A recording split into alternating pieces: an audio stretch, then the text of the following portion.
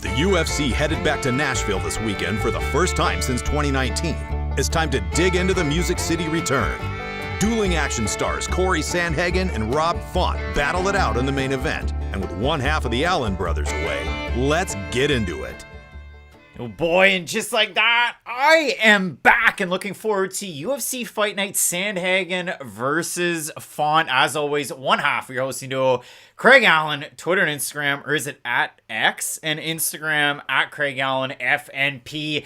And look at that, we're back. We're live. The sound looks good. I guess the sound sounds good. The picture looks good. I can see myself over there. We're not dropping frames. The encoding's not overloaded. It's not the hottest day you've ever seen on a Saturday. Getting ready for Fight Night Picks question mark kicks. But in this and in today's show, I mean, as you know, you got the country theme. I got all kinds of records next to me. What about Just Say Charlie? I mean, just plain Charlie. Charlie Pride. I mean, that had me and Bobby McGee when everybody in the early 70s was doing a cover of that until Janis Joplin really hit a home run with it. But going back to Nashville for the first time since 2019, and if you saw that opening clip, everybody's saying, is this live? Yeah, it's live. And it's going to be a little bit difficult. Matt away on vacation, as we know. He's living it up. You can find him on Instagram at Matt Allen FNP. But when we do look at this card, first time at, Bridgestone Arena in Nashville since 2019. Wonderboy taking on Anthony Pettis, that crazy Superman punch. It gets it done for Anthony Pettis. You might not remember the co-main event on that card. Al Iaquinta taking on Diego Sanchez. And then before that, Cub Swanson taking on Artem Lobov. So a lot of really big fight cards. That was the Iaquinta Sanchez card. A lot to look forward to. Lord Nikon's hanging out in the chat. Kurtar, Mac, Swollen in control. Chef Chris. We got Reiki. We've got Kay, Gee as well. So a lot to look forward to again on this card. I mean, overall, you combine these two guys in the main event. 4 fight of the nights between them. 10 total bonuses between them. Cory Sandhagen, a split decision win his last time out, and there's a lot to say about that decision. But he got it done against Marlon Vera. Rob Font taking this fight on short notice, replacing Umar Nurmagomedov. And Font's last time out, everybody slept on him when he took on Adrian Yanez. And Font was able to get it done in that matchup. Gets that first round TKO win. So awesome stuff to see there for Font. A great opportunity for both these guys. This is, of course, a catchweight fight at 140 pounds. And listen, there's always symbolism. I'm not calling myself the prop king of MMA if, I'm just wearing a Blue Jays jersey for fun. Because listen, this is just me. I'm going solo today. I'm managing the team like Charlie Montoyo, a real Charlie Montoyo jersey. I'm probably the only one that has that. I got the water bottle today. Looking forward to it. The Jays got a win today. But why am I doing things like this? Why am I getting ready for a show this way? Well, it's because you see the flag behind me. I mean, it is a card that has some Canadians on it. And we always get excited about the Canadians, right? Like, you guys absolutely love it when Canadians fight on these cards. But if there's 2 Canadians on the card, doesn't that usually make for a big-time success? I don't know where that came from, but it usually does. I mean, UFC 289 in Vancouver, everybody loved it. Canadians on top of the world. It was awesome. It was amazing. And then all of a sudden it got a little bit dicey. And when we look at a card like this, you have the return of Gavin Tucker out of the East Coast. You've got kind of a Western guy out of Alberta in Tanner Boser. A lot to look forward to there as well. But they're stars, right? Yeah. Guy in the room, they're stars, but overall, it's going to be really difficult. Boser's taking on Aleksa Camur. That's that second fight at light heavyweight in the OC for Tanner Boser. Last time out, gets beaten by Iwan Kutsalaba. And if you look at it for Gavin Tucker, years away from the sport. Injuries, he's 37, so we'll see how he's able to adjust in this ever-changing landscape of a big-time division. MPTV, did you and Matt get into it? What did you say to him? No, I said enjoy your vacation, my guy. But yeah, I meron overall, an awesome show. Max looking forward to it. We have so many fights to go over. So listen, enjoy it there. Lord Nikon liking the record. Lord Nikon, man, if you like the record that's right there, From the Head by the Mummy Cats, that's the record that I'm in their music video for. So make sure you check that one out. The song Wolverine by those guys, it's always a part of the set. That was actually really fun to do. So thanks for pointing that one out. We have 12 total fights to look forward to. Not a lot of ranked opponents on this one. There's only 5, but the debut of one Assu Alamabayev. You can look forward to that. He's taking on Ode Osbourne. We also have Dennis Buzukja on short notice. So a lot to cover today. A lot of these fights to go over. listen, you're going to want to keep it locked in with Fight Night Picks. And as we always say, let's get into it.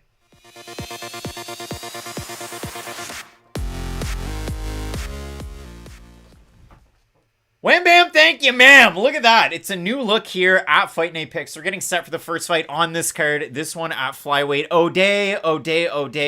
If you got a call for it, it's not that great, but this is an O'Day Osbourne card. It's not a Conor McGregor card, and he's taking on Kazakhstan's Assu Alamabayev. And you might see Assu Alamabayev's name spelled all sorts of different ways. When he was with Brave, when he was with the different promotions, it was spelled the way that I have it there on screen. With the UFC, they're going ASSU.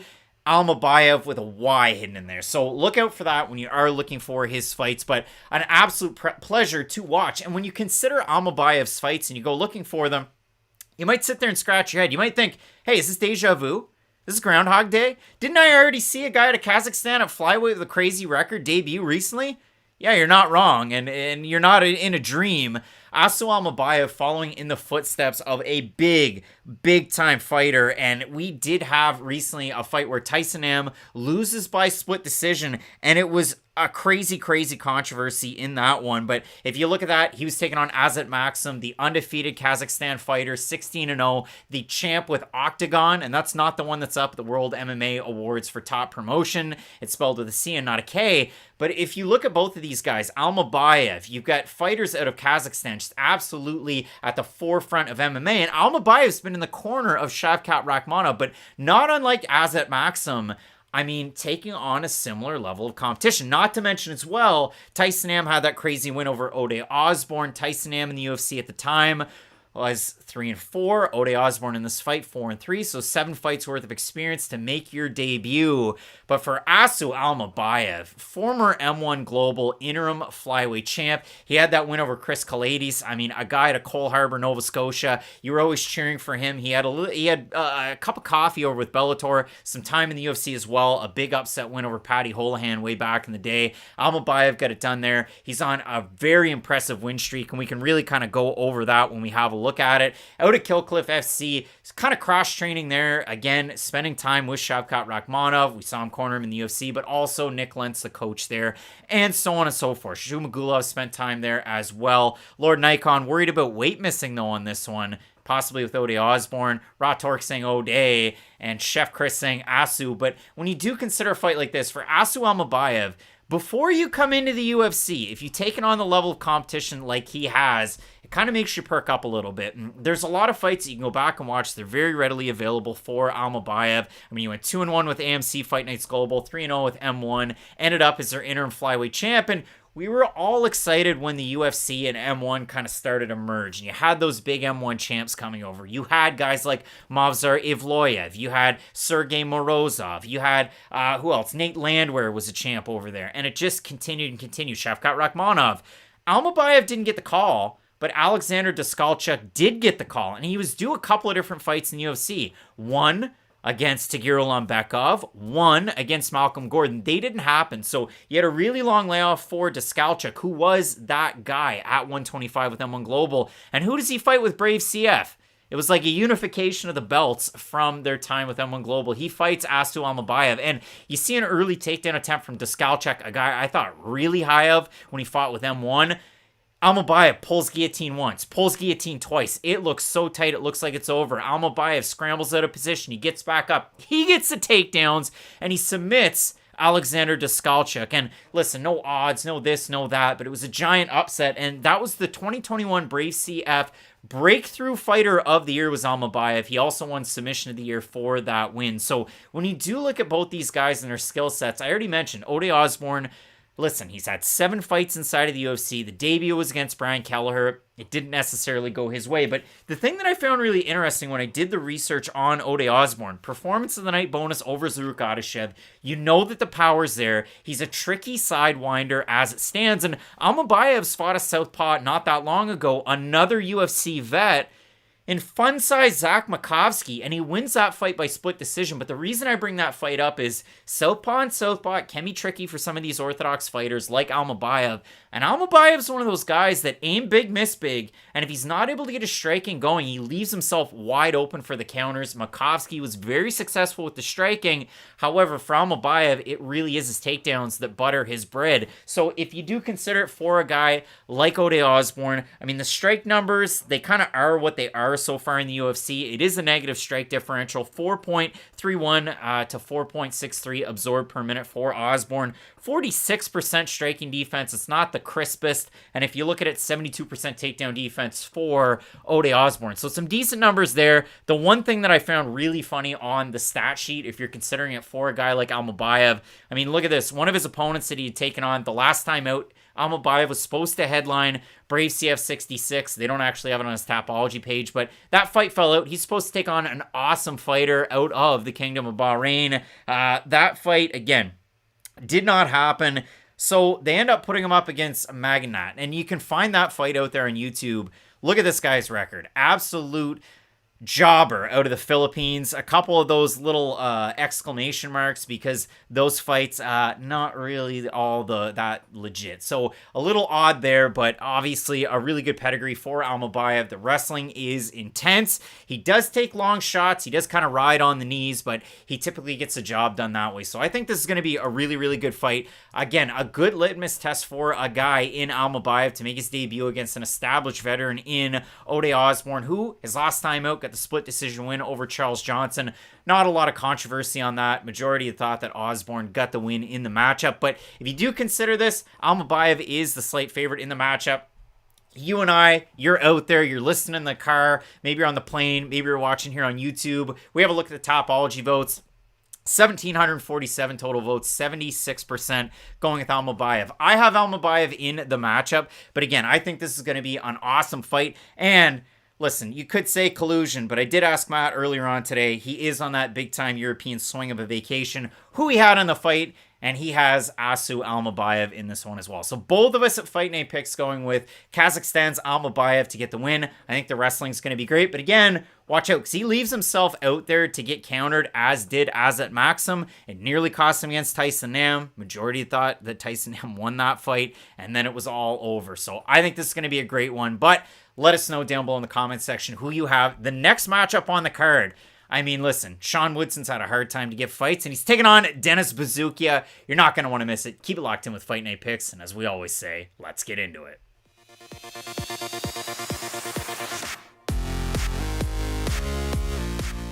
And just like that, Sean Woodson, he's going to be taking on Steve Garcia. No, that fight's not going to happen. Okay, he's going to take on Jesse Butler. Don't worry about it. We got that card ready for you. We got the video ready. Everything's ready.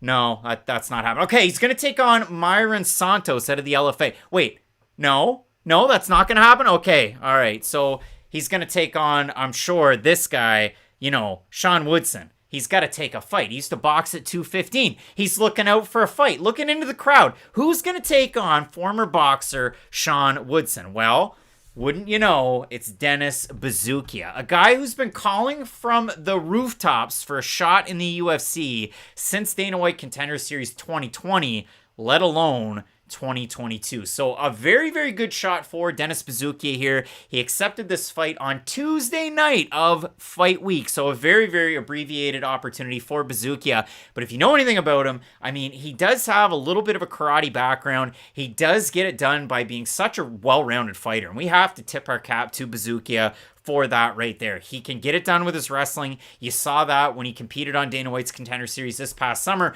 The trouble was for Buzukja, well, Dana White said be Joe Pyfer. And if you remember anything out of that first episode from this past season of Contender Series, it was be Joe Pyfer. Buzukja gets a win by decision. It wasn't really the most appealing fight to go back and watch, but for Buzukja, it was a good one. It was gritty. He gets a knockdown in the second round. And then if you do consider it and you look at a guy like Sean Woodson, he got dropped twice in his last fight. So a good opportunity for Buzukja in this one. Now, the thing that I see out of Buzukja is, and I added it up, and you never really want to do this, but I did it. You add up the combined opponent record, and it comes up at 60, 42, and 1. He beat, like I said, over on Contender Series, Calio Romero, who's 6-1. He fought a porous level competition, so it is an inflated 6-1. Overall, the record isn't really the greatest. Now, Buzukja is on a very, very impressive win streak. It's 7 deep. If you look at his fights that he's had after Contender Series from last summer, takes on 9-5 Boma Carmo. He gets the win there. He beats Mark Gregory Valerio, who was 7-7. And then just a little bit over a month ago, he beat Solsan Abakanov over CFFC, who was 6-4-1. So not the greatest level competition of the guys that he's fought recently. However, you go and you look at these performances. You look at the submission win that he has his last time out, and it is filthy. So for Buzukja, a great opportunity. And for Sean Woodson, he's a really interesting case because he's 9-1-1. His last time out against Luis Saldana, that's where it gets Krispy Kreme had to change his name, so Froggy Fresh. Why is James crying? Because he just got dunked on. So if you go back and you watch Sean Woodson's last fight, he's taking on Saldana. What do we know about Luis Saldana? He is lights out in the first round. Second round, third round, But it looked like Saldana turned a corner in that fight. And why? Well, in the first round, he switches from his natural southpaw to orthodox. He lands a left hook. It drops Sean Woodson. And then what does Luis Saldana do? He backs away and waits for Woodson to get up. He doesn't blitz. He doesn't do anything about it. He kind of showboats a little. They get back in the center of the cage. They're in a phone booth. It looks like a jab lands. Woodson falls down. And then following him is Saldana. Now, Woodson kind of brings his head back up. Saldana lands what looks like an illegal knee. Commentary's all over the place. You have referee Mike Beltran. He calls a stoppage to the contest in that first round. And all of a sudden, you've got a point deducted from Luis Saldana. So in the end, they scored that fight 28-28, 29-27 Woodson, and 29-27 Saldana. So it really was a tricky job of the scoring in that one. But for Sean Woodson, he's taken a really long time off. And as I already mentioned, he was supposed to get Jesse Butler. He was supposed to get Myron Santos. He was supposed to get Steve Garcia originally. And now, and I'll bring up the card because I can, you've got a 6'2.5 in terms of height. Yeah, they put that half inch in there. It counts. Taking on 5'9". Now, of all those other guys, and I can kind of pop it back up again, Myron Santos, 5'9", 5'10" for Jesse Butler. Steve Garcia is a bigger guy at lightweight, but if you do consider it, Sean Woodson is one of the bigger guys that you're going to find. So I'd really like to know who people are thinking in this fight over in the chat because we're doing this one live. But if you look at it, a lot of really nice wins for Dennis Buzukja, a guy that can target the body, the head. Sean Woodson, we know the variety and the volume. He likes to play a little bit of the Bobby Green shoulder roll game. Woodson's one of those guys, everybody's and their dog are going to try and take him down. And he actually has decent takedown defense in the UFC. But, I mean, Sean Woodson, he does get taken down. It's tested and tested and tested again. Just like you used to see, way, way back when the Holly Holmes of the world. That's an extreme example. But a lot of these primary boxers, I guess you're going to see it with Amanda Serrano over with PFL.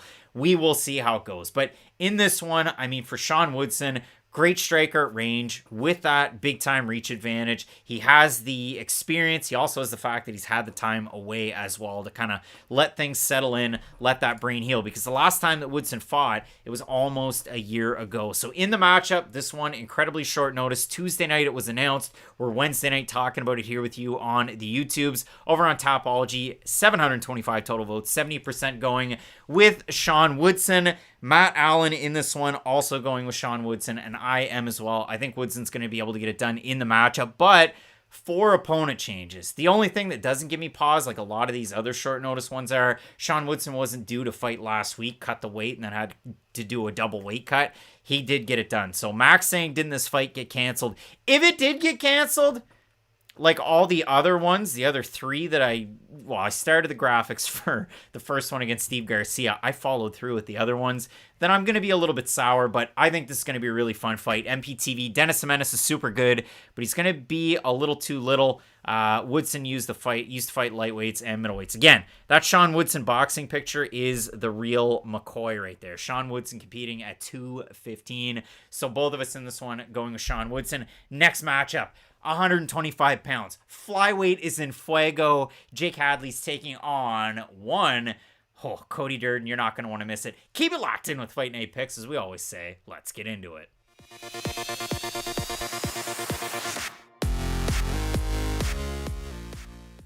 Oh boy, Jake Hadley taking on Cody Durden. And when you consider a fight like this, it's really, really weird for me. And why is it weird for me? Because Jake Hadley was originally supposed to be taking on the 12th ranked fighter in the flyweight division after finishing Malcolm Gordon. I mean, listen, way back when Roy Jones Jr. he knocked out Virgil Hill with a body shot. Y'all must have forgot. That was on the right-hand side. Jake Hadley did it on the left-hand side, like most people do when they want to attack that liver. And so Hadley gets that win. He's supposed to take on Ulanbekov, a ranked opponent. He doesn't get it. The fight is off. Cody Durden, on his Tapology page, is booked to take on Bruno Silva. I think it's in September. It is in September. And that fight falls out, so Durden accepts the short notice fight against Jake Hadley. This one was announced by Cody Durden, and it was announced back on July the 12th. So a little bit of short notice here for Durden. But if you look at both of these guys, Hadley, very good boxing. But where did his bread get buttered when he was an EFC champ? Where did Hadley's bread get buttered when he was a Cage Warriors champion? It was, if in doubt, wrestle. And that's going to be the interesting key in this one. And I see it over there in the chat. MPTV, Cody can wrestle, but then he doesn't know what to do next. Peter Shea saying American wrestling is better. Prince Vegeta's son, Craig, missed you, brother. Missed you as well, brother. But when you look at a fight like this, like for Durden, he went out there and put on a masterclass in game planning against one Charles Johnson his last time out. 11 takedowns on 18 attempts, 9 minutes and 33 seconds of control time. And I wanted to get the quotables because I remembered Cody Durden said some wild stuff after he beat Charles Johnson. The cardio looked much improved for Durden. He's on a 3-fight win streak, and I figured he would get a ranked opponent, and he called for a ranked opponent.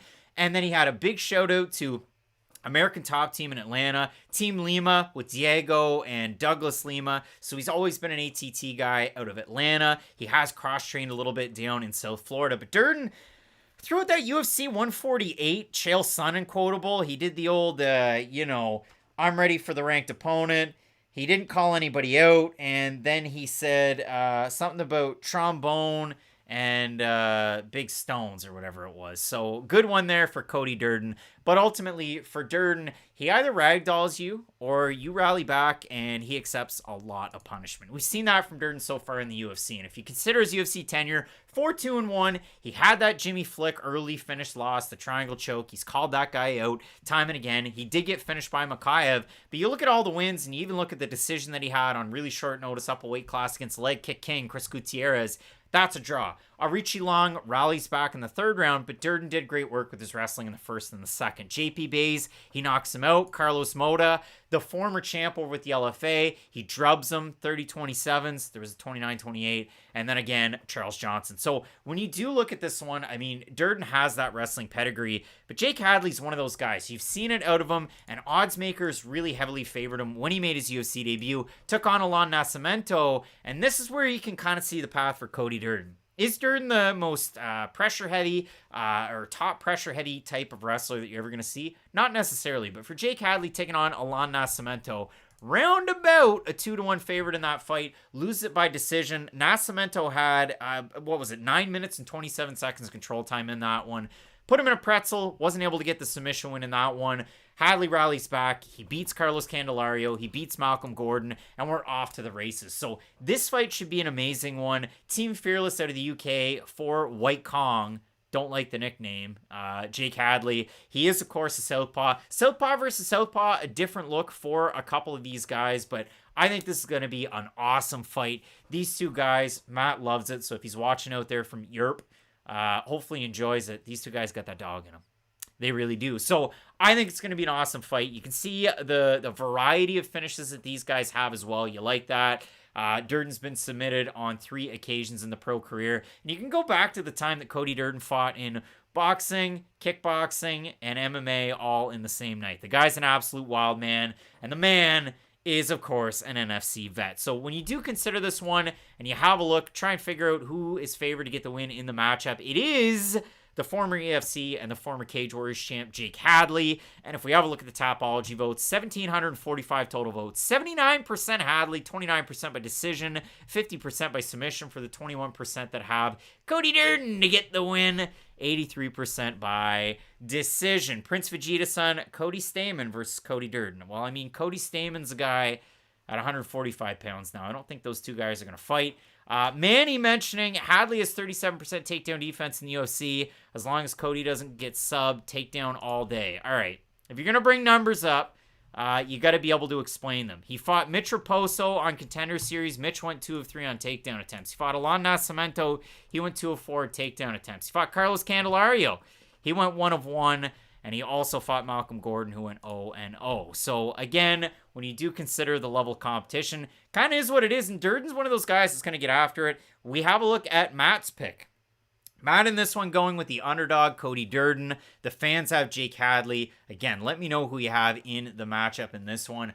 I think this is going to be a really tough fight. I think Jake Hadley is going to cause problems for Cody Durden on the feet. And again, Durden's one of those guys with that motor. If he's able to get the takedown, it could be a very early night. And if he's able to go back to it like he was his last time out against Charles Johnson, it could be a really, really hard night. So I'm eager to see what these two guys look like on Friday at weigh-ins. This could very well be a question mark kick, switch them up of the pick because it really is a close fight. But for now, going with White Kong, Jake Hadley, Matt going with Cody Durden in the matchup. We have some awesome fights on this card. The next one should not be buried on the prelims. The next one is Billy Quarantillo taking on Damon Jackson. You're not going to want to miss any of it. Keep it locked in with Fight Night Picks. We always say, let's get into it.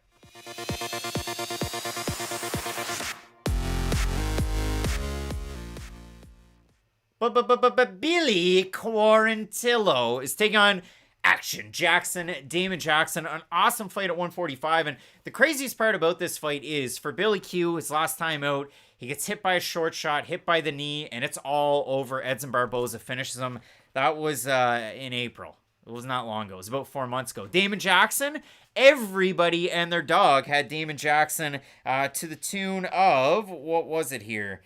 It was a very large percentage nonetheless. Damon Jackson was favored his last time out to get the win, and he didn't get the win. He didn't get it done whatsoever. He lost to Dan Ige, second round knockout loss, and that was Ige falling from the rankings, taking on a guy just on the fringes. Damon Jackson fighting up. He had that awesome front kick to then TKO win against Pat Sabatini, his fight before. And if you look at it for Billy Q, he's kind of had his ups and downs, but both of these guys with some bonuses in the UFC. Billy Q with that crazy fight of the night against Mowgli Benitez, where they both get dropped, but it's Billy having the last laugh. He's got a performance bonus as well. And if you do consider it for Billy, when he's on, he's on. I mean, look at his rally against Cam Wallach-Kirk on Dana White's Contender Series. That really did light the fire. Billy's 5-3 in the UFC. He's 3-3 in his last 6. However, it's going to be really interesting to see how he manages against some of these guys, because these two guys, even though they both lost their last fight, it was convincingly. It was in the first round. It was by knockout. Well, I guess Damon Jackson was the second round, but you catch my drift here. Both pretty bad losses. They have a good opportunity to rebound really, really close to the rankings. And you have a lot of fighters in this category at 145.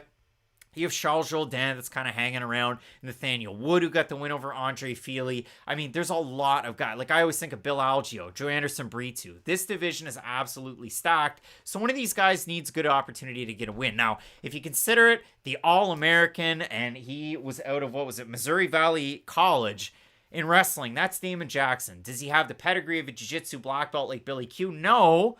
But in MMA, you see all those submission wins for Action Jackson. So we can bring him up right here. You see it. 15 submission wins for Jackson. He's got that really long, rangy style, but at the same time, he likes to fight in a phone booth and he doesn't use the range. So it really is a trick on the mind where Jackson utilizes his kicks to establish a little bit of the range. But he's one of those guys that he'll throw the punch out and he'll shell up and, we'll get into a phone booth and he really can't rip back. So I'll be interested to see who's able to get it done from, the standing positions. And with Billy Q, you look at his performance bonus just a few fights ago. Hernandez drops down from 155 to 145.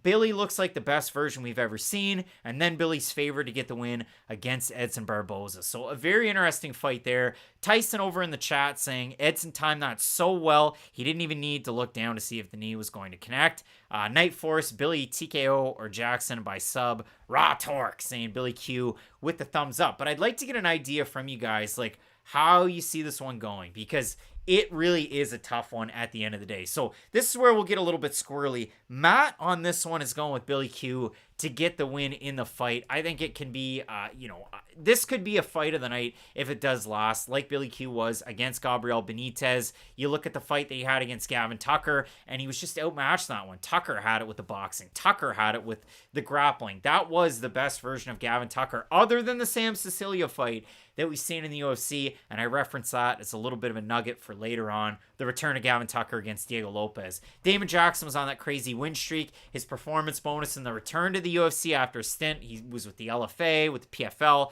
so on and so forth. Jackson gets taken down. Huge comeback win against Mirsad Bektic. Billy Q is favored in the matchup over on Tapology. 810 total votes, 72% Quarantillo, 61% by knockout. For the 28% that have Jackson, 52% by decision, 21% by submission.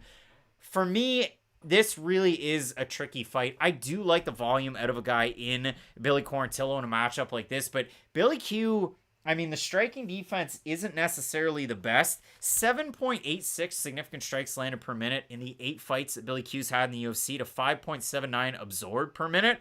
But he has a 40% strike defense, and he has a 58% takedown defense. So not the best if you do consider it. And for Action Jackson, I mean, the last 2 losses being Danny Ige and Ilya Topuria, those 2 guys are top flight competition. But what did they do to get the win?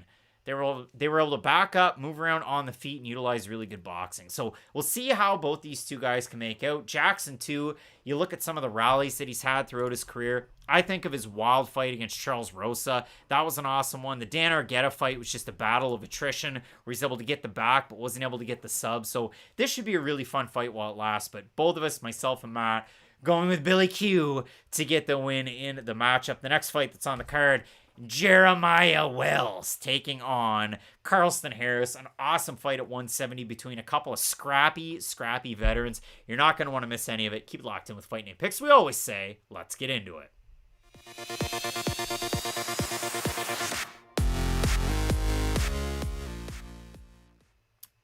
All right, so at 170 pounds, this is a tough fight. And why is it a tough fight? Well, for Carlston Harris, if we're just talking wins and losses inside of the UFC's octagon, well, Harris is kind of a new entrant. You saw him over there plying his trade with multiple different promotions. XFC, I showed a picture of that fight where he took on Michel Pereira. He got the win there. He had a fight with Immortal FC back in Immortal FC 6 against Wellington Turman. I threw a picture of that fight up a few weeks ago. And so you've seen him beat these UFC caliber fighters, Jolton Luderbach as well, outside of the UFC. Carlston Harris was that guy. Now, he beat Carl Booth, who was a guy that got it done with Brave, with Cage Warriors, kind of all over the place. And then he loses to Jarrah Hussein Al-Salawi, the champ, over with Brave. That was back in 2018.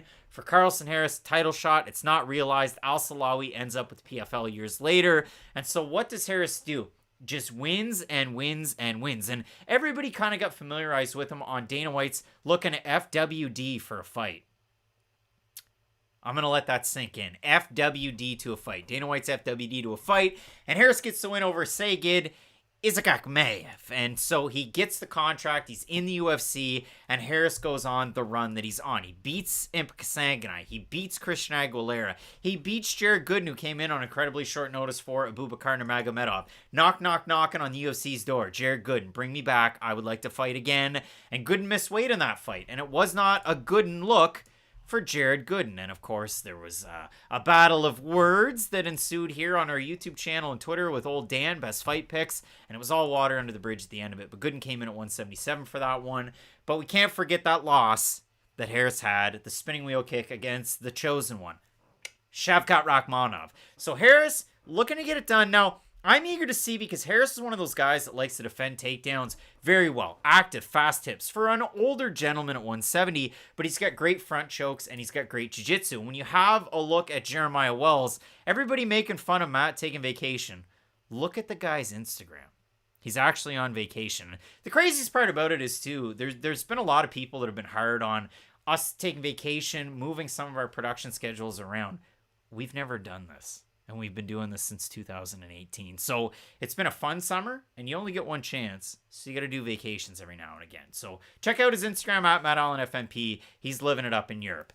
Now, for Harris taking on Jeremiah Wells, the former CFFC champ, Jeremiah has shown that some of these CFFC guys, like Basel Hafez, if you got some... and they fought each other, so that's kind of the crazy part about it too.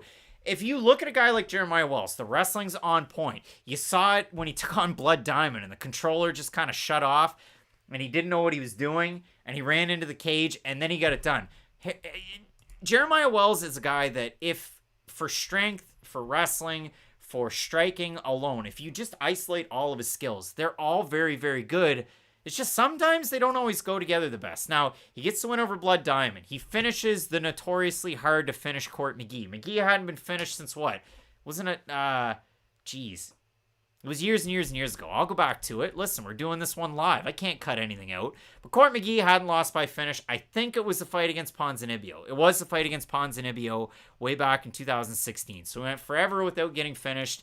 And then he ended up getting finished by Jeremiah Wells. And then, of course, Matt Brown. But if you do consider it for a guy like Wells, his last time out, he gets dropped by Matt Semmelsberger a couple of times. Wells wrestling gets him through, and then he wins a split decision. And the judging criteria is really weird. And when you do look at judging, I mean, I saw it out there today in some of the media clips. Like Cory Sandhagen had to address judging, and you've obviously got those ABC meetings that are going on right now. I see it a lot from Eric McCracken over on Twitter. Nick Diaz was there. Dan Tom's there. A lot of really important people. So hopefully there's a lot of conversation around not just fighter health and so on and so forth, but the judging and the judging criteria as well. But when you look at a fight like this, Jeremiah Wells, awesome wrestling. But we'll see how it plays out in a fight like this, because I think Carlston Harris, the shiftier striker, have him listed as orthodox and Wells as switch. But I mean, the kicks out of Harris, you got to watch out for those. He has his own takedowns. He got great jiu-jitsu.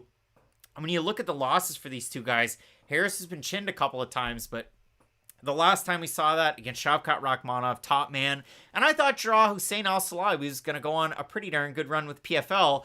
It just hasn't necessarily happened. So a tricky fight in this one. The big-time win streak on the line, going back to his fight against Vinicius de Jesus, the CES 55 main event in 2019. For Jeremiah Wells, he lost that one by decision.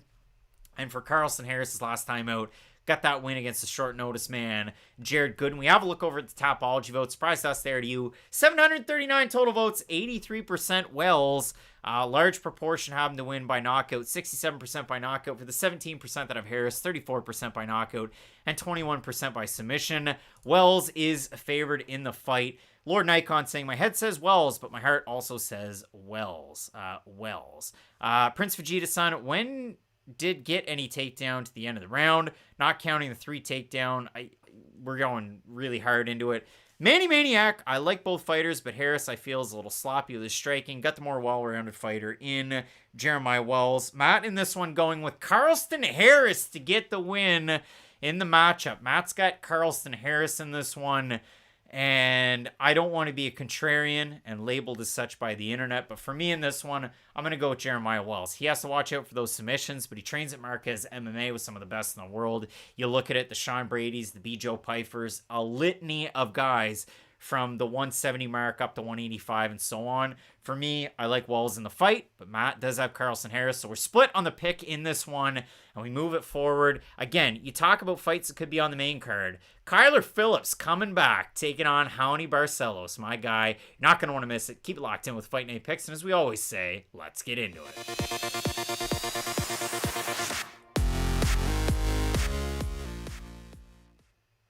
All right, so Kyler Phillips, Nevada State Athletic Commission, Osbourne. It is what it is. He's been, missing from action for some time.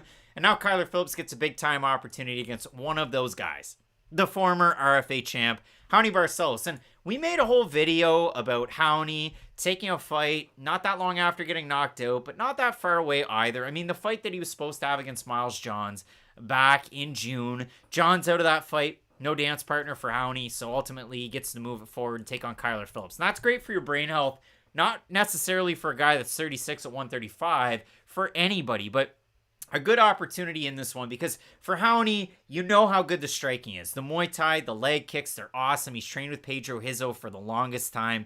He trains with, Davi Ramos, his jiu-jitsu coach at Atos BJJ over there in Rio. And you can see it here. I mean, that's a crazy gym. Adolfo Vieira in some of those pictures on the Instagram. For Kyler Phillips, MMA Lab at 135. Sean O'Malley is going to fight Aljamain Sterling. So this one should be an awesome fight because for Barcelos, I talk about it every single time Raoni Barcelos fights. Who's his dad? Well, if you don't know his dad's name's Laerte Barcelos. And why do I say that? Because dad was a wrestling champ down in Brazil. Raoni was a wrestling champ in Brazil. Raoni was a jiu-jitsu champ before he got into MMA. Raoni's one of those guys that if he could go back into a time machine and when he was 23, 24 years old, you said, hey, get to the States, fight a lot, get into the big promotion, or get yourself noticed. Maybe it's a Walid Ismail or a Lucas Lukas or somebody that could have fast-tracked Raoni into the UFC like 10 years sooner than he actually got in. Because maybe he did get in a little bit late, and maybe it has kind of worn on him a little bit. You saw him get finished in disgusting fashion by Umar Nurmagomedov his last time out. That kind of double cock, and it's over. He gets finished. He beat Trevin Jones, who was a shell of himself, so it seemed, in that fight. Losing to Victor Henry, who came in on short notice. Losing to Timur Valiev, who just lost to Brad Katona. Like, that really happened. So some crazy stuff there, but when I do look at this one, I don't want to discredit the age too much for Barcelos, because if I'm not mistaken, I picked him to beat Miles Johns not that long ago. But when I do look at a guy like Kyler Phillips, my question is, remember the fight that he had against Hadley and Paiva? I mean, I know for Phillips, yeah, that one was kind of a chintzy decision, but the Marcelo Rojo fight, he looked amazing. That's a primary striker who struggles in the grappling and so on. You know the fight against Song Yadong that he won. Cameron Else, it was too much too soon, and that fight did not go well for Else. Gabriel Silva, he got the win. Where is Gabriel Fly Silva? The younger brother of the forever prospect Eric Silva, and so on and so forth. But, and of course, former common opponent Victor Henry, both those guys with losses to him. But when you do look at this fight, I mean, for Kyler Phillips, he's so dynamic on the ground to go along with a great striking arsenal. It's just, for Raoni, where's his durability at? I agree with Raw Torque. Well, not necessarily that comment. Brad Katona is a guy from Winnipeg. He's been in Ireland forever. You're going to pick up the accent. I'm completely fine with that. But Prince Vegeta's son, Barcelos looks like a great value Jose Aldo. Kind of fights like it too. Unless he decides to grapple a little bit more. So if you do look at this one, I mean, Phillips is really tough out for anybody. We know that. He was originally supposed to take on Rafael Assunção. You had the Nevada State Athletic Commission stuff. The fight falls out. Assunção fights Davey Grant. And the rest is history, ladies and gentlemen. So I do have a hard time with this fight on my own. So I'll have a quick look over on Tapology. You do have the favorite being Kyler Phillips in this one. You have a look at the Tapology votes. 1,690 of them. 83% for Kyler Phillips. Majority by decision. And 75% of the 17% that have Barcelos to win by decision. You have a look at Matt's pick. Matt's pick on this one, he's going with Kyler Phillips to get the win.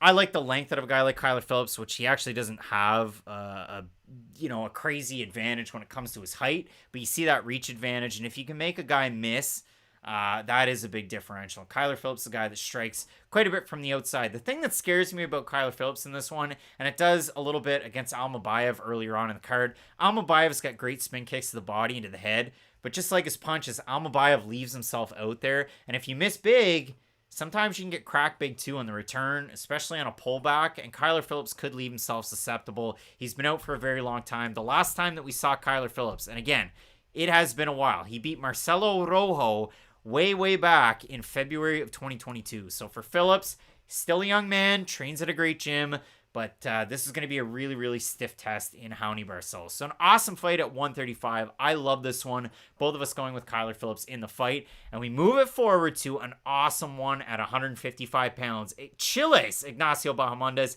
taking on Ludwig Klein. You're not going to want to miss it. Keep it locked in with Fight Night Picks. We always say, let's get into it.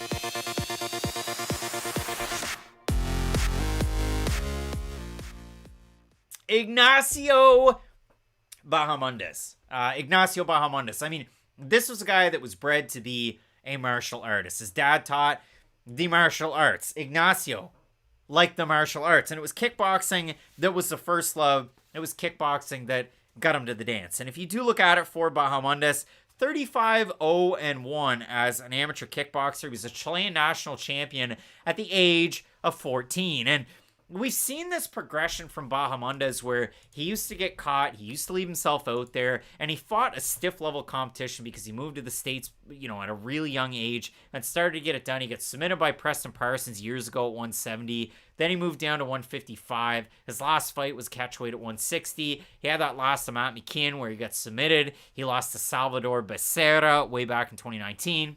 And then that UFC debut, after looking amazing against Edson Gomez back on Contender Series 2020, he loses to John Makdessi by split decision. How that was a split decision, I will never know, because John Makdessi pressured him, put it on him. Bahamondes was wearing the damage. So I wasn't sold on Bahamondes. And all of a sudden, I was super high on him coming into the UFC. I was really low on my fellow East Coaster, John Makdessi. And then all of a sudden, my brain was scrambled.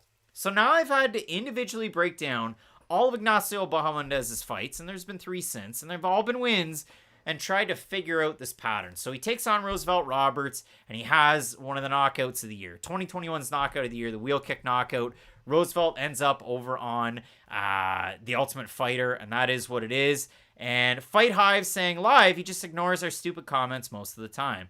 You have no idea how hard it is to do a live show for hours on end with all this knowledge that some of it's written down. I'm trying my best, fellas. I'm trying my best. I'll do my best to do it over in the chat, but sometimes it's tough. When you're the Charlie Montoyo, real manager jersey, trying to manage this sucker, it's not always the easiest thing in the world. So when you do look at this one, I mean, for Ludwig Klein, his last time out, he takes on Jai Herbert. And I mentioned this a lot, and I know Matt did as well when Herbert fought here a few weeks ago against Faraziem, and it doesn't matter that we were split on the pick in that fight. That's neither here nor there. You look at the final scores in that fight, and what were they? Well, point deduction in the third round due to a low blow for Jai Herbert. The final scores in that one, well, Herbert would have won the fight. 29-27, that was one of the scores in favor of Herbert. The other two were 28-28. So 2 of the judges gave the second round to Klein, and Herbert would have won the third if he didn't lose a point. So it's crazy to see that, like, Ludwig Klein was losing a fight against Jai Herbert, and that's not that bad, but that's a long-rangey boxer. Bahamondes is a long-rangey fighter, and I know Matt's talked about this in the past. He's really long, he's really rangy, but when he boxes in a phone booth, and when he kicks, it can be from miles away because he is such a big guy, and he's got that James Vick to him. 6'3" at lightweight isn't something that you see all that often. So a good opportunity for Ignacio Bahamondes, who's absolutely on a climb. And for Ludwig Klein, I've already mentioned this twice now. You go back through this card and you look at folks that throw spinning attacks that leave them out there. Well, Ludwig Klein, what do we know coming into the UFC? Crazy spinning back fist, crazy spinning kicks that he can throw to the body and to the head. And then when he's taking on Smoking Shane Young, he's landing the kicks that everybody told you about. Paul Felder mentioned it before the fight, and we're off to the races for Klein. Now, I thought Klein was going to go on a crazy run at 145, and now he's an undersized lightweight, even though he's full of muscle out of Slovakia. But when you do look at a guy like Bahamondes, trains with Bilal Muhammad, trains out of the Chicago area. You had a Chicago guy makes UFC debut last week in Darius Flowers, and it didn't work out for him against Jake Matthews at 170 on short notice. However, when you look at Ludwig Klein, I'll be interested to see if those long-range kicks, I know they're speedy, but sometimes they're long-range kicks. And against the kickboxer that's been doing it his whole gosh darn life, they could be a little bit difficult for Ludwig Klein. So a big-time fight, a big-time matchup in this one for Klein. 2-2 in the 5-on-in. I'll give you that graphic right here. The loss to Mike Trezano where the wrestling didn't get it done and Trezano was able to get it done on his own. Nate Landwehr submitted Klein. Devontae Smith was a split decision win. The Mason Jones win is one that ages really well. I know Jones just won over with Cage Warriors in his return, but for Klein, when he mixes his martial arts, he's very, very good at a Spartacus gym in Slovakia. So Klein's a tricky guy. Bahamondes, I've been low on him, and I will admit that. I feel like I still have this bias, even though I go back and I watch some of that fight tape. But yeah, I do have a hard time with this one. And the submission losses for Bahamondes early on in his career, but maybe that career it's ugly head because of Klein, again, mixes martial arts. This could make it for a tough fight. Over on Topology, total votes on this one, 1,797 votes. 90% Bahamondes, 68% by decision for the 10% that have Klein, 65% by decision. I have a look at Matt's pick on this one. He's going with Bahamondes. I don't know if I've taken Bahamondes to win a fight, but I'm going to take him to win this one. I did not have him to beat Trey Ogden. And for some gosh darn decision in that fight against Trey Ogden, Derek Cleary gave the second round to Ogden. And I don't know if I look at these things before the fights and I watch the fight and I have no freaking idea how he scored that second round for him. So I think it's a little bit wild, but yeah, for me, going with Bahamondes, Matt going with Bahamondes as well. And we have some big time fights on this one. Matt doing that European swing. Check him out at Fight Night Picks, at Matt Allen FNP. You can check him out on his Instagram. He's got some fun stories. Looks like he's living it up over there. For me, the vacation not that long ago, going to TO, running through the six with my woes. All right, some big time fights in this one. The next one, Canadian Tanner Boser taking on Aleksa Camur. You're not going to want to miss it. Keep it locked in with Fight Night Picks. We always say, let's get into it.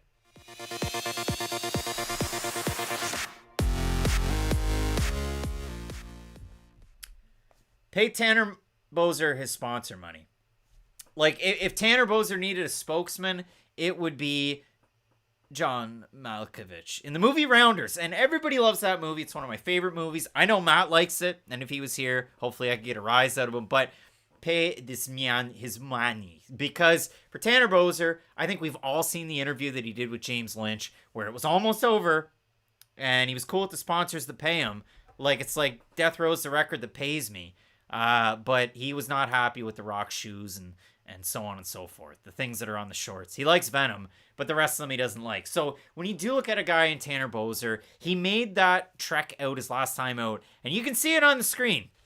203 pounds. And I did a deep dive on his move down to 205 because he hadn't fought there since 2014. The fight that he had against Ion Cutelaba was back in April. And everybody and their gosh darn dog had Tanner Boser to win. And if you don't think I have receipts, I have receipts. 4,469 total Tapology votes, 70% at Tanner Boser. So when you look at a guy like Boser, fans have him to win. He's moving down to 205. He's a light space, pause, I shouldn't have to say it, but you do. He was a lighter heavyweight, like 229, 230, and around there. So for Boser, he makes it down. He's eating deer meat. He's hanging out in Berta. I assume he drives a truck, but I don't know that part of it.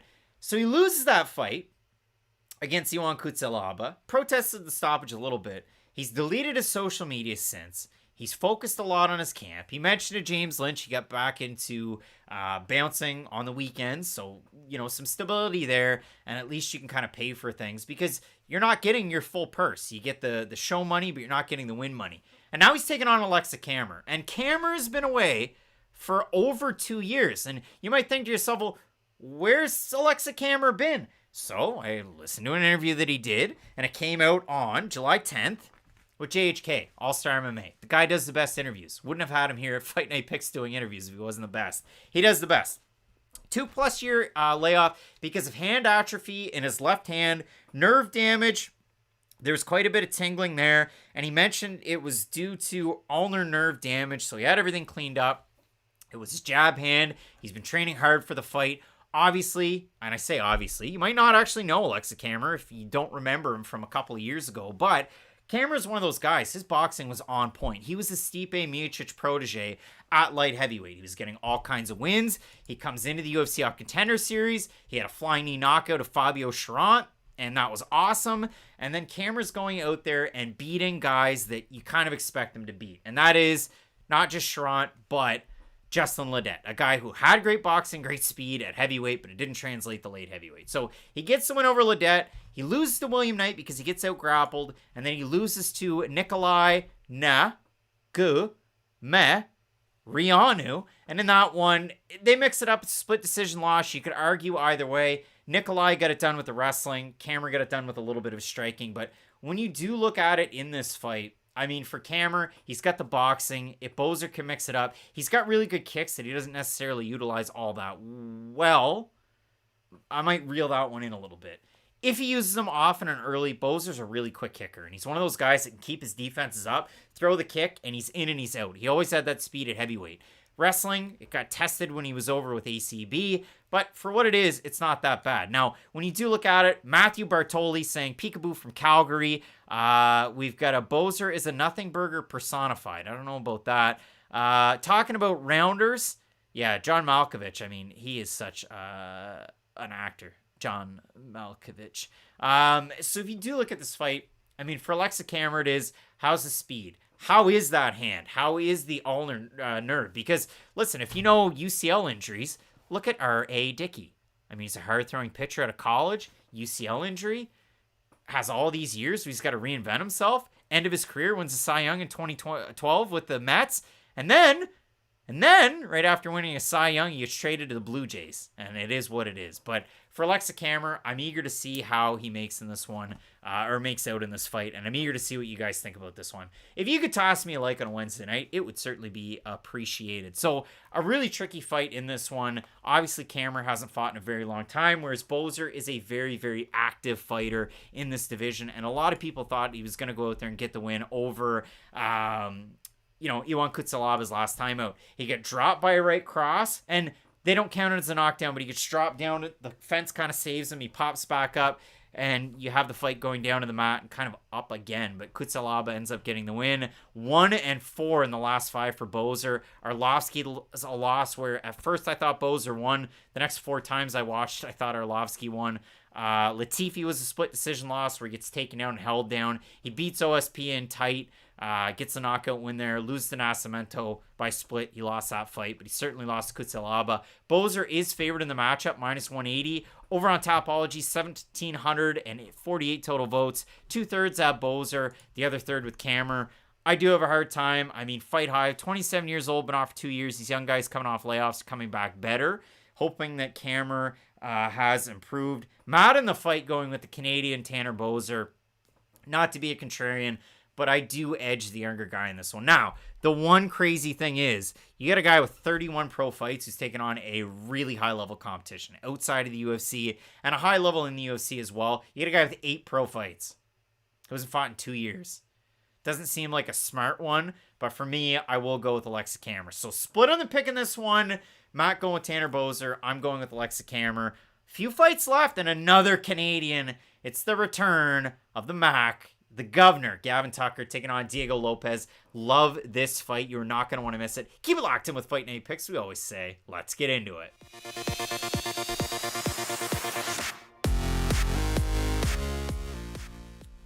Ooh, Diego Lopes. He is the talk of the town because what happens? Lando Venata taking on Tony Ferguson years ago. Venata drops Ferguson a few times. Forget about new Ferguson.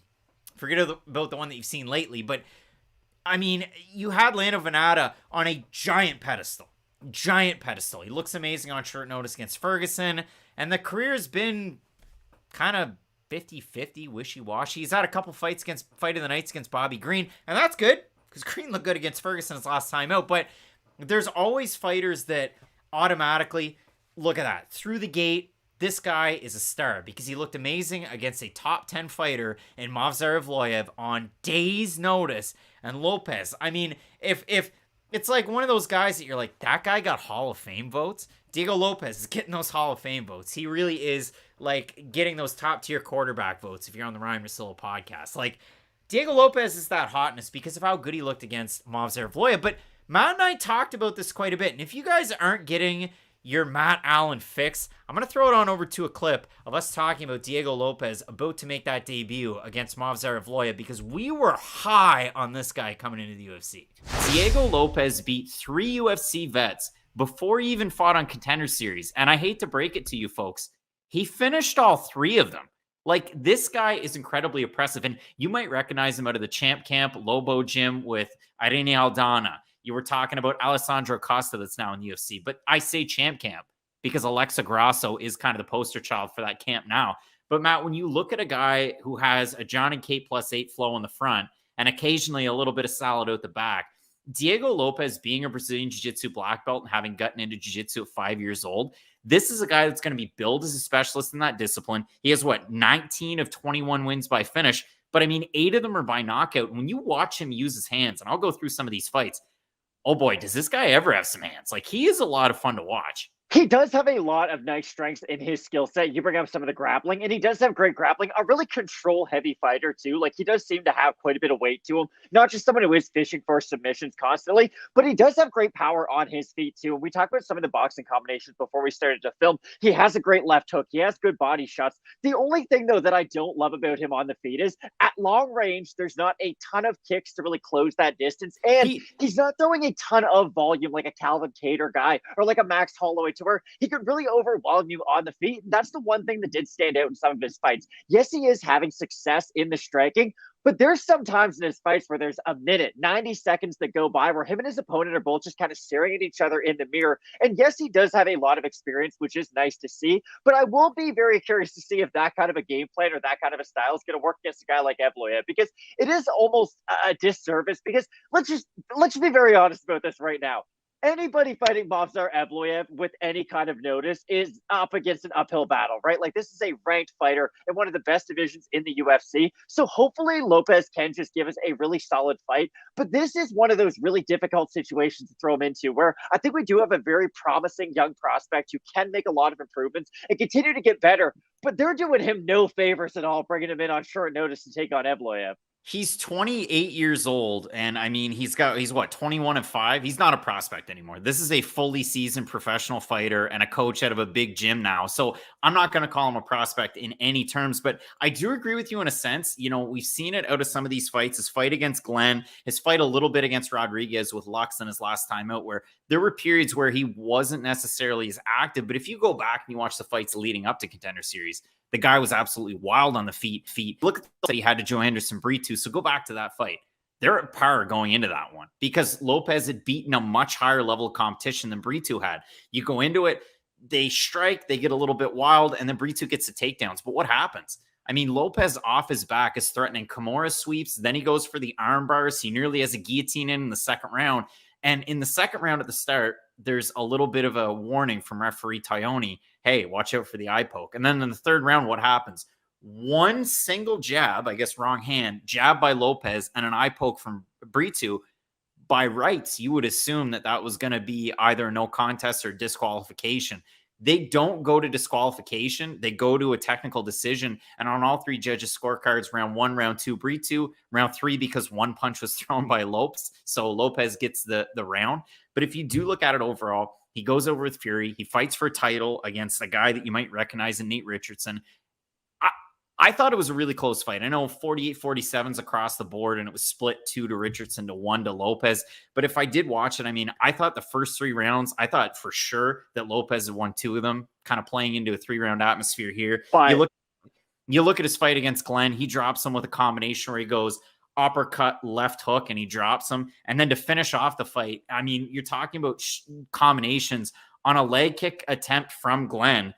All of a sudden, he throws his right hand out there to meet it. And he throws his right hand a lot like Jared Gooden does at welterweight, where it's kind of, it comes out and he paws with his fist as he throws it. He drops him. It's over. He finishes up with some hammer fists. And then again, in the fight against Rodriguez, it was that right straight, the hammer fist. So you look at a guy like Lopes, all of these finishes, again, forever going to be slept on. And when you compare him to a guy who's ranked 10th in a Shark Tank of division.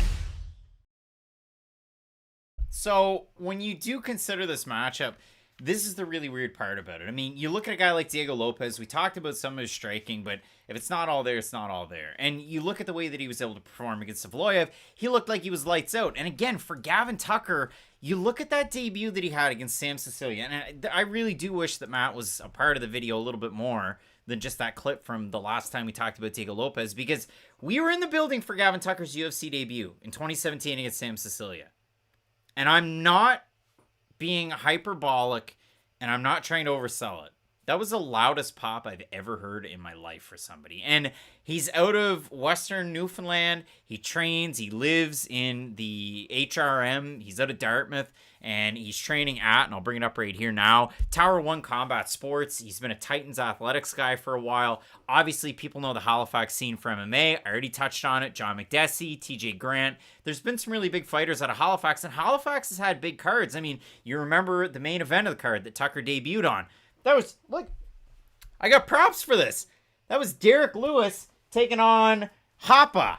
You had Travis Brown and Derek Lewis. That was the main event of that card. Rory McDonald took on Tarek Safadine years ago. David Shaw of the UFC talks about going back to Moncton, New Brunswick, Canada, and Halifax regularly enough. So when you do consider it, I think it is pretty cool that way. Gas saying, hey, I got an idea. Craig, Matt, why don't you pre-record the show, then play it live so we could chat about it together? I've done that before. Those are premieres, and people get all crossed up. They don't know if it's live or premiere. So we'll do it live, and sometimes we do it that way as well. But when you do look at, Gavin Tucker and the way that he gets it done, it's his speed and it's his power. And if you want to see really good Gavin Tucker performances, the Sungwoo Choi win, who's gone on a bit of a run since, the Justin James fight, and then when Gavin Tucker beat Billy Q, he was on fire. That was his best performance. Now, that fight was years ago. That was UFC 256, Figueiredo versus Moreno, their first fight. That was December 2020. Tucker comes right back. He takes on Dan Ige, and in that fight, Tucker is a slight underdog. He loses it. And he's been rumored in a couple of fights against Pat Sabatini, one in 2021, one in 2022, and I know he was rumored in one this year, and none of those fights could materialize. Matt and I saw Gavin Tucker at FLA, Fight League Atlantic, number 2 in Moncton, and I tweeted about it October 16, 2021. He cornered his teammate Mathieu Tarantini. Tarantini did not win that fight.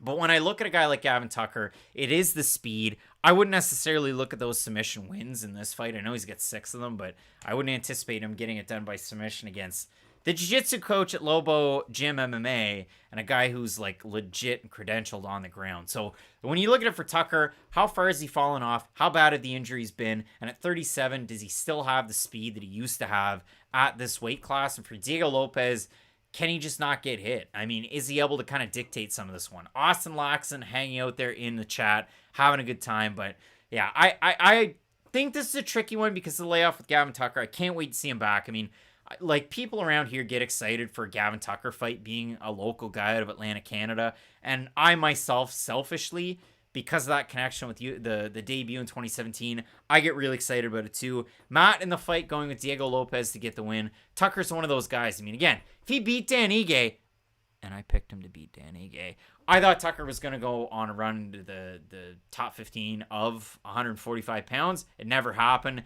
And now with the layoff, 1,791 total votes, 77% Lopes, 55% by submission for the 23% that have Tucker, 75% by decision. And with Lopes, if you really want to, critique a fight that Gavin Tucker had years ago that he might not have looked his best in, you look at the fight that he had against Ricky Glenn, he could not get it going. That fight was in Western Canada. So for me, I will go with Diego Lopes as well in this one. But if Gavin Tucker, wins and I have to eat some crow, I'm absolutely fine with it. Because when that guy is on, he's a 5-tool player. And Gavin Tucker is a really special athlete. And he's a Joe Rogan favorite as well. So I think this fight's going to be an awesome one. Both Matt and myself going with the Brazilian out of Mexico in Diego Lopes to get the win. Mr. Solid in the front, Party in the front and back. Lopes to get the win. Next fight on the card, 205 pounds. They need stars. We have Dustin Jacoby taking on Kenny Nzechukwu. Just outside of the rankings. You're not going to want to miss it. Keep it locked in with Fight Night Picks, we always say. Let's get into it.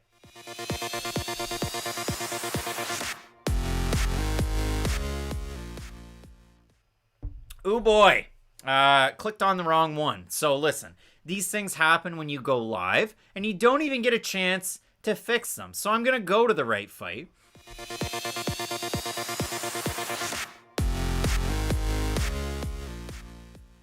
All right, so now we're there. We're live. We're at the right spot. And Dustin Jacoby's taking on Kennedy Nzechukwu, this one at 205 pounds. And when I was kind of trying to think about this one in a vacuum, I tend to pick Dustin Jacoby to win all of his fights.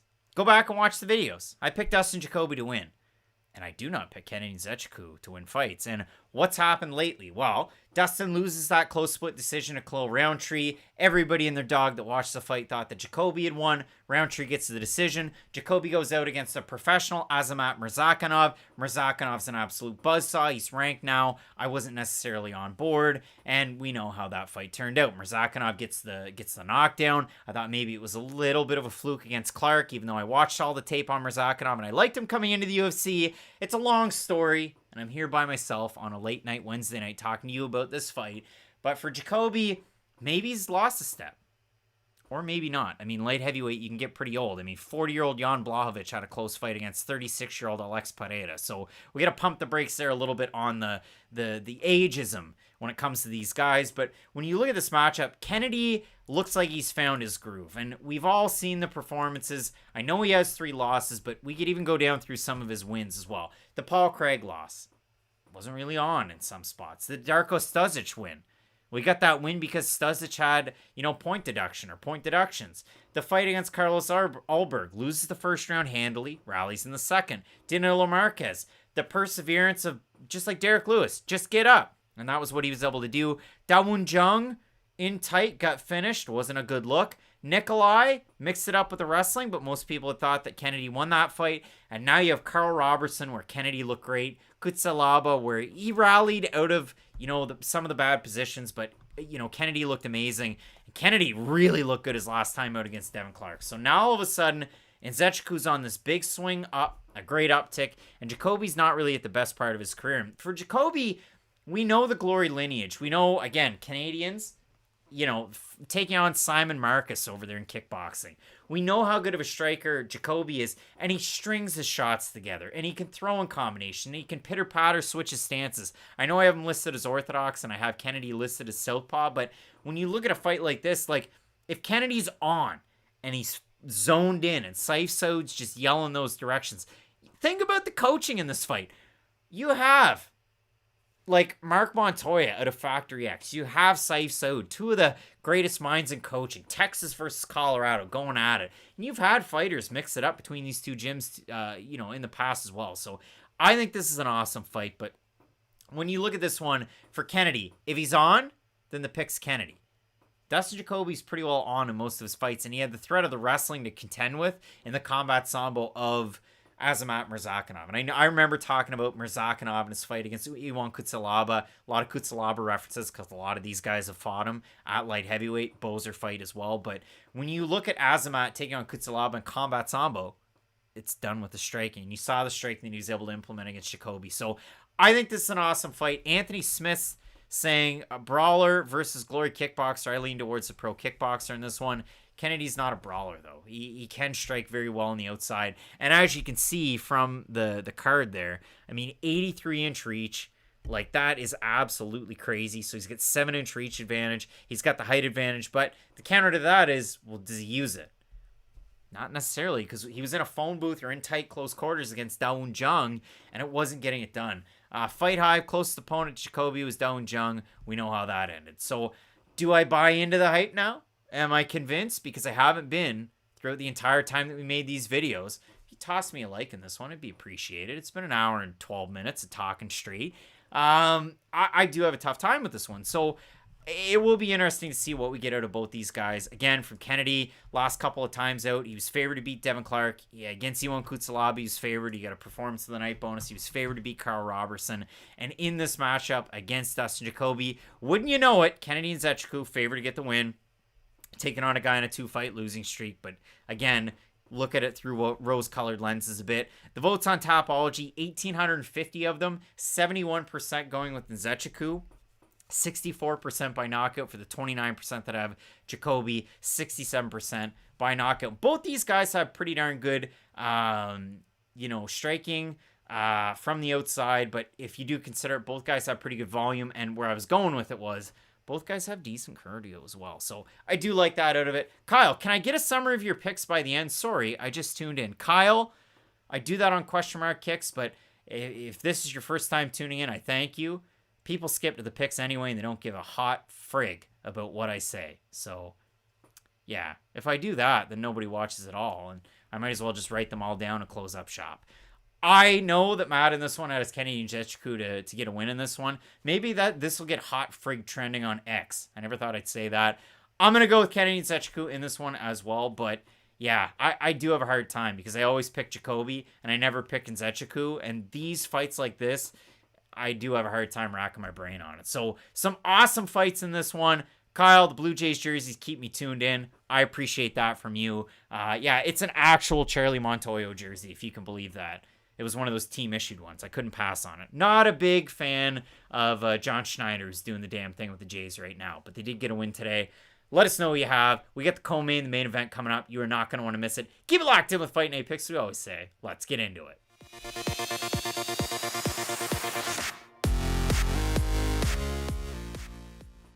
Co-main event, the former strawweight champ of the world. We have Bate Estaca, Jessica Andrade taking on Tatiana Suarez. Jessica Andrade is completely lost out in the ocean without a paddle, and she's lost her last 2 fights in impressive fashion for her opponents, losing Yan Xiaonan, losing Aaron Blanchfield. Top flight competition, taking on the Ultimate Fighter winner from seasons past. It's Tatiana Suarez, who made that re-entry to the UFC, taking on Montana De La Rosa, her last time out. Jessica Andrade, I was trying to think about this, and last weekend I was down in Halifax. Old California. You call it Vegas. You can call it whatever you want. But I hit up Taz Records, my favorite store down there, and I picked up Pipes of Peace. You know, the Paul McCartney album. Why? Because I love a song on that one. It's slightly underrated when it comes to the entire discography of Paul McCartney and the Beatles, but you know the song Say, Say, Say out of 1983, and the second verse in that song is take, take, take what you need, but don't leave me with no direction. And Jessica Andrade is just right there. She's got no direction at all. She's fighting at 125. She's fighting at 155. And yeah, I get it. Suarez fought at 125 her last time out. But there's a reason why. So let me throw it on over to you a clip from Suarez before she took on Montana De La Rosa. You can get your fill of Matt Allen in this one. You pull yourself back to 2019. The last time that Tatiana Suarez fought was back in June of that year. And I'll show you the rankings right there. Suarez was at number 2. She picked up a win over now Nina Nunes. And if you look at it, Matt, what do you think the number 1 song was back in June of 2019? The Raptors won the title like that month, so I want to say Money in the Grave by Drake might have been popping then. Old Town Road by Lil Nas X and okay. Billy Ray Cyrus. The number 1 movie, Secret Life of Pets 2. So a big time win there for Tatiana Suarez. Was ranked number 2 in the division. But she's had neck issues throughout her career. Now, that was one of those things. It derailed her Olympic dreams of being a wrestler in 2012. She was having some neck issues. They found cancer, so then she really kind of had to switch things up. Out of that, she then kind of found herself into MMA. Undefeated record as it is now. She wins the Ultimate Fighter season 23. But you look at the wins in the UFC. Win over Amanda Bobby Cooper. That was to win the season. She beats Viviane Pereira. She beats Aleksa Grasso, who's going to be challenging for Valentina Shevchenko's belt in this division. She beat Carla Esparza, took her down many, many times in that fight. And then, of course, gets the win over Nina Nunes. But again, for Suarez, multiple knee issues, multiple neck issues as well. I listened to an interview that she did about a month ago with Helen Yee. She kind of talked about that, but also she said in the past couple of years, like maybe 1 fight, maybe 2 fights at flyweight, then she's going to go back down to strawweight. When she talked to Helen, she said probably just the 1 fight at flyweight, then I'll go back down to strawweight. So interesting to see what we get out of her in a matchup like this. Talked about the fact that she's kind of bulked up with her legs just due to the fact of, you know, rehabbing the knee, so to speak. So you know how good of a grappler Tatiana Suarez is if you've watched her wrestle. She's a 2-time bronze world champion in freestyle wrestling at 121 pounds. And boy, like, if you just the fight against Carla Esparza. Esparza was a champ before that and became a champ after that, and she drubbed her in that fight. This fight's going to look exactly like that fight if Tatiana Suarez is even 70% of the fighter she used to be. Like, I'm not trying to be disrespectful to Montana De La Rosa, but again, I brought this example up many, many times. Tatiana Suarez, is a world-class wrestler. I think we can all agree on that. It was an illness that caused her to not go to the Olympics. So she is an Olympic-caliber wrestler, I think that's fair to say. Montana De La Rosa is a national wrestler just in America, and she's not even like a multiple-time champion at that. Carla Esparza is one of the better women's MMA fighters we have ever seen. I know that's kind of wild to say, but she has won a championship on 2 separate occasions. Like, she is one of the more credentialed women's MMA fighters we've seen in a long time. And you know, she's won the majority of those belts and those fights, all with her grappling and her wrestling. And I'm glad you brought it up because that was the fight I really wanted to focus on. If Tatiana Suarez fights another pure grappler, That's how a lot of these fights are going to end up. Because here's the thing. If you're a primary striker who has really good takedown defense, you are going to test Tatiana Suarez because you excel at the one weakness in her game. We saw that in the Nina Nunes fight. That was something I brought up a lot. It was, hey, Suarez is going to look good, but if she doesn't get the finish, it's going to be a little bit curious to see how she looks in the third round, because the one thing about Nina Nunes is, hey, she has great long-range kicks, and she has really good cardio at that weight class. Now, did Suarez struggle in the third round of that fight? Yes, she did, but I don't think Montana De La Rosa is going to have the long-range abilities on the feet that someone like Nunes is able. But for the Suarez fight that she had against Carla Esparza, a couple of side kicks, and then 25 seconds in, she goes for the first of 9 takedown attempts. She ends up with a finish in that matchup. And for Suarez, too, like you talk about some of the gyms, whether it's Millennium MMA or it's been Extreme Couture for a very long time. You see who she's with on Instagram. Patchy Mix, that guy's a pretty good grappler. Very. And the crew that they have at Extreme Couture, and I know a lot of people, they're saying, oh, well, I'd like to see if Casey O'Neill fought Aaron Blanchfield. Well, Tatiana Suarez is going to spend time training with Casey O'Neill at Extreme Couture, and Suarez has been there at Extreme Couture for quite some time, and I'll throw it up there. The last time we did a video on Tatiana Suarez, that was like 2 or 3 studios ago. You had short hair. Everything was different. The world was just a different place. But for Suarez, a good opportunity to try and right the ship. And we've seen somebody with a long layoff like this come back after years away from a dip. It was Tyson Pedro.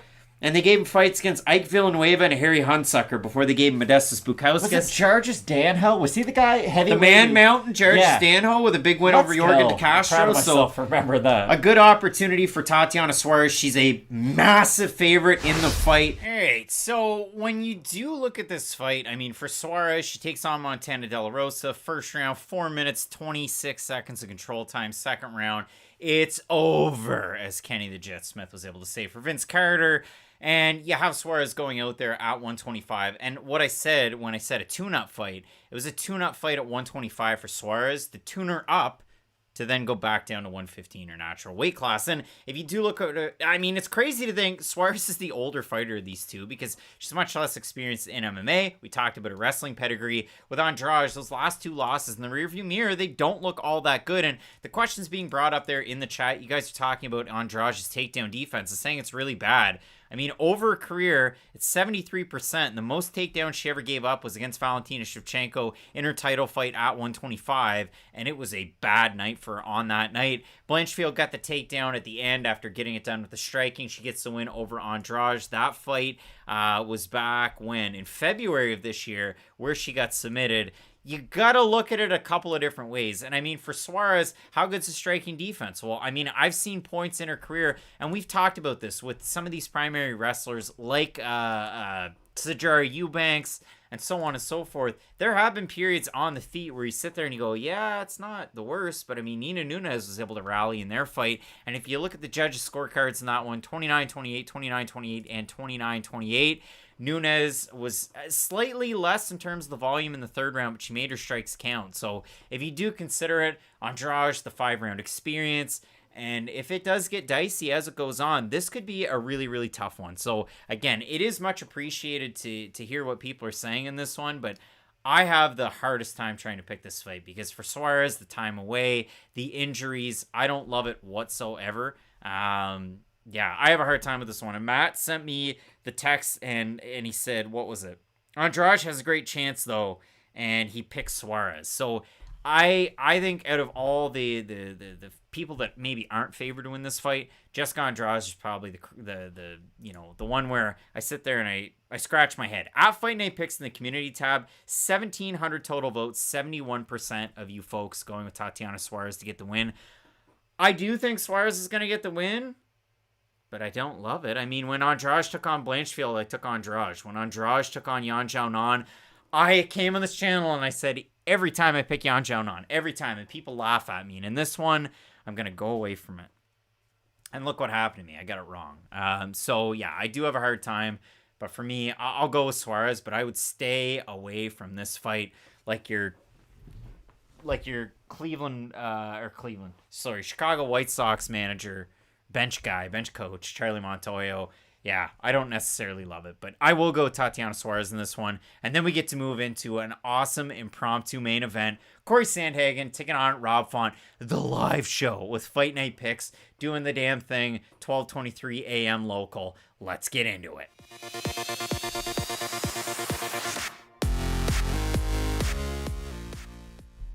Cory Sandhagen, 16-4, taking on Rob Font, who's taking this fight on short notice. It was announced on July 20th that Font would be replacing Umar Nurmagomedov. This a catchweight at 140 pounds. As always, one half of your hosting duo, Craig Allen. Twitter, X, and Instagram at Craig Allen FNP.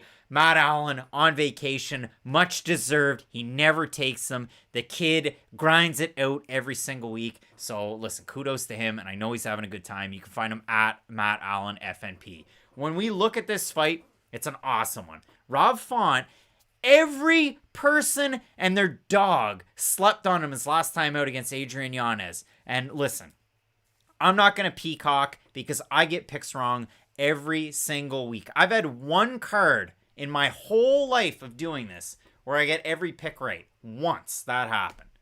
I get picks wrong all the time. I picked Rob Font to beat Adrian Yanez, and I got obliterated in the comments section. So now Rob Font's coming in to take on Cory Sandhagen.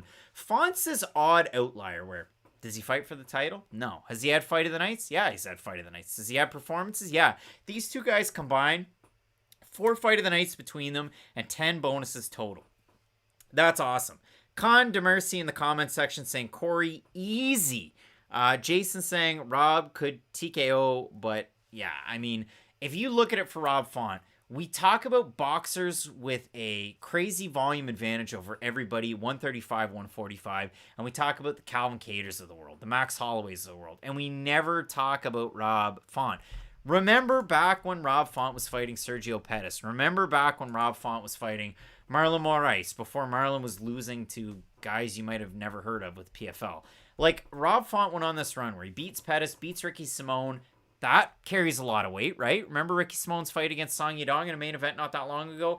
Rob Font and Cory Sandhagen have combined for 8 main events since 2020. These guys have been in the marquee. They've been in the limelight. So the 5 rounds don't scare me, even though Rob Font's taking the fight on short notice. Like, there's a lot of reason to love this fight because both guys can defend some of the takedowns. Both guys can throw unorthodox shots and then get clipped. Cory Sandhagen fought for that interim belt, didn't get it done against Petr Yan. And so I guess, as people say, it is what it is. Jordan Heath saying, new guy. New guy. So are you taking the new guy in this one? I'd like to know. Gas saying, by the way, came in late. Who did Craig and Matt have? Ode versus the new guy. Yeah, the new guy. But when you do look at a fight like this, I mean, Font with his boxing, it is so crisp. He can get it done in the phone booth. He can get it done at range. He made it a masterclass when he took on the former champ Cody Garbrandt. He looked, human against Jose Aldo, didn't get it done. And against Marlon Vera, he got touched up. And in both those fights, they were tough to see. And that's why he wasn't favored against Adrian Yanez. So I do understand that one. But when you do look at a fight like this, I mean, Sandhagen just continues to get nasty in these fights. And Font was due Song Yadong. Fight falls out. Font gets this one against, Cory Sandhagen. Nurmagomedov's out. Font comes in. But you look at the last 2 fights. The Marlon Vera fight is... And again, I don't curse on this channel because we want to keep the monetization status, but let's look at those scorecards. Sal D'Amato, the voice of reason, 50-45 Sandhagen. Judge Chris Lee, 49-46 Sandhagen. Over the top rope, last week I said Evan Bourne. Rob Van Dam's the talk of the town tonight with AEW, so I'll say Rob Van Dam. Rob Van Dam. Guy's got to point at himself when he does his name. Joel Ojeda, round 3, 4, and 5 Vera. MMA decisions 24-24, scoring it for Sandhagen. Judge Joel Ojeda, what are we doing, Papa? I didn't understand that at all. Big Ben Davis, Bane, doing it over on the Calabasas Fight Club. Kudos to him. Credit to him. With the guy that, said he could beat Demetrius Johnson. I didn't watch it, but I'm assuming they had a good time. When you consider it for Cory Sandhagen, who is a B-Shop guy, that's got to be said. And I just noticed that I messed up the Rob Font graphic and I left the name bar too long for it. But listen, we're having fun. We're all here. We're enjoying things. When you do consider it for Sandhagen, Ninja Elbows, Trap Lord saying that, really good volume, tough as a $2 steak. And we saw him lose to the now champ so quickly against Aljamain Sterling back in 2020. Lost in 1:28. He lost to TJ Dillashaw by split decision. Dillashaw, Killishaw, Dalla Billashaw, Karen Bryant. It'll be interesting to see what version of Sandhagen we get. Because if we get the guy that has a close fight against TJ Dillashaw, where most people thought that Sandhagen won, but it was a close fight, we're arguing about it today. I can't wait to see it. And I do have, again, a hard time on this one.